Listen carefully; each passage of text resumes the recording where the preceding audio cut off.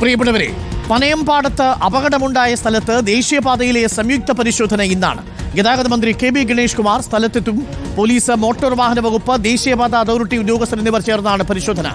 ദേശീയപാതയിലെ അപാകത പരിഹരിക്കണമെന്നാവശ്യപ്പെട്ട് സ്ഥലത്ത് കോൺഗ്രസ് നിരാഹാര സമരം തുടങ്ങിയിട്ടുണ്ട്. ഇക്ബാൽ അറക്കൽ ചേരുന്നു കൂടുതൽ വിവരങ്ങളുമായി.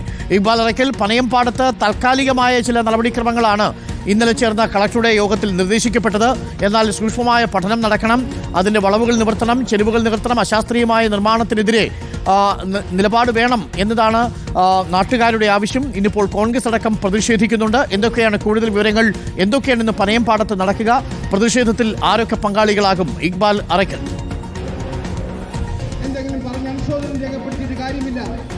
അരുൺ, നേരത്തെ തന്നെ ഈ പനയംപാടത്തെ ഈ റോഡിൻ്റെ അപാകതകൾ പരിഹരിക്കാനുള്ള അല്ലെങ്കിൽ അപാകതകൾ പഠിക്കാനുള്ള വിവിധ റിപ്പോർട്ടുകൾ വന്നിരുന്നു. IITയുടെയും അതുപോലെ തന്നെ മാക്ടിൻ്റെയും എല്ലാം വിശദമായിട്ടുള്ള റിപ്പോർട്ടുകളാണ് ഈ പനയംപാടത്തെ ഈ റോഡിൻ്റെ അപാകതയുമായി ബന്ധപ്പെട്ടുള്ള വന്നിരുന്നത്. ആ റിപ്പോർട്ടിൽ തന്നെ കൃത്യമായി പറഞ്ഞിരുന്നത് ഈ റോഡിൻ്റെ ഈ മിനുസും പ്രതലത്തിൻ്റെ ഈ മിനുസമായിരുന്നു ഏറ്റവും പ്രധാനപ്പെട്ട ഒരു പ്രശ്നം.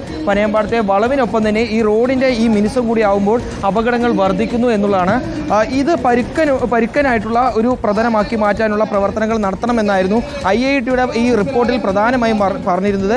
ഈ പ്രവർത്തനങ്ങൾ ആരംഭിക്കുകയും ചെയ്തു. പക്ഷേ ഇത് ഗുണകരമായി ഇത് മുന്നോട്ട് കൊണ്ടുപോകാൻ സാധിച്ചില്ല എന്നുള്ളതാണ്. ഇതിന് നാട്ടുകാർ പറയുന്നത് കൃത്യമായി പരിപാലിക്കാൻ ഉദ്യോഗസ്ഥർ തയ്യാറായില്ല, അതുകൊണ്ടാണ് ഇത്തരത്തിൽ അപകടങ്ങൾ വർദ്ധിച്ചതെന്നാണ്. ഏതായാലും ഇപ്പോൾ കഴിഞ്ഞ ദിവസമുണ്ടായ അപകടത്തിന് കാരണമായും ആളുകൾ പറയുന്നത് ഇതാണ്. ദുബായ് കുന്നിൽ നിന്ന് ഇറങ്ങി വരികയായിരുന്ന മഹാരാഷ്ട്ര രജിസ്ട്രേഷൻ വാഹനത്തിന് ഈ മിനുസമായിട്ടുള്ള പ്രതലത്തിലുള്ള ഈ റോഡിൽ വെച്ച് ബ്രേക്ക് നഷ്ടപ്പെട്ട് ഈ വാഹനത്തിന് നിയന്ത്രണം നഷ്ടപ്പെടുകയായിരുന്നു. പിന്നീടാണ് ഈ സിമെന്റ് ലോറിയുമായി ഈ വാഹനം കൂട്ടിയിടിച്ച് ആ വാഹനം മറിഞ്ഞ് ആ കുട്ടികൾക്ക് അപകടം ഉണ്ടാവുകയും ചെയ്തു. ഏതായാലും ഈ റോഡിന്റെ ഈ പ്രശ്നങ്ങൾ പരിഹരിക്കണം. അതുപോലെ തന്നെ ഈ മേഖലയിൽ അമിത വേഗതയിൽ വാഹനങ്ങൾ എത്തുന്നുണ്ട്, അത് തടയാൻ വേണ്ടി വേഗതാ നിയന്ത്രണം നടപ്പാക്കണം. അതിനുവേണ്ടി ഇന്നലെ രാത്രിയോടുകൂടി തന്നെ ഇവിടെ 2 സ്പീഡ് ബ്രേക്കറുകൾ വെച്ചു എന്നല്ലാതെ മറ്റ് നടപടികളൊന്നും അധികൃതർ സ്വീകരിച്ചിട്ടില്ല. ഇന്ന് നടക്കാൻ പോകുന്ന ഈ സംയുക്തമായിട്ടുള്ള ഈ സേഫ്റ്റി ഓഡിറ്റിങ്ങിന് ശേഷം അല്ലെങ്കിൽ സേഫ്റ്റി പരിശോധനയ്ക്ക് ശേഷം മാത്രമായിരിക്കും തുടർ നടപടികൾ എന്നാണ് ഇപ്പോൾ ഉദ്യോഗസ്ഥർ അറിയിച്ചിട്ടുള്ളത്. പക്ഷേ ഇതിൽ തന്നെ നാട്ടുകാർക്ക് വലിയ രീതിയിൽ പ്രതിഷേധമുണ്ട്.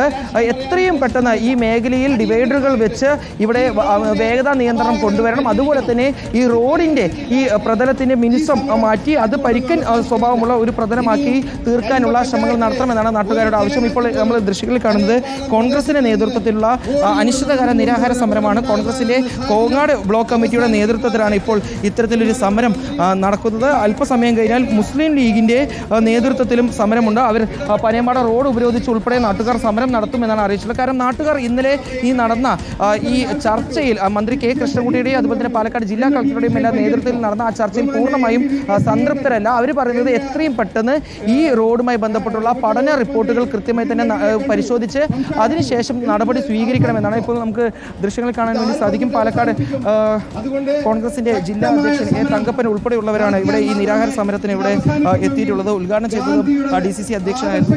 ഈ അപകടങ്ങൾ തുടർക്കഥയാവുകയാണ് പനയംപാടത്ത്. ഇത് നാട്ടുകാർ പറയുന്നത് ഈ റോഡിന്റെ പ്രശ്നം അപാകതകൾ മാറ്റുന്നതാണ്. നേരത്തെ IIT ഉൾപ്പെടെ റിപ്പോർട്ട് സമർപ്പിച്ചിരുന്നു. പക്ഷേ ശാശ്വതമായിട്ടൊരു സത്യമാണ്.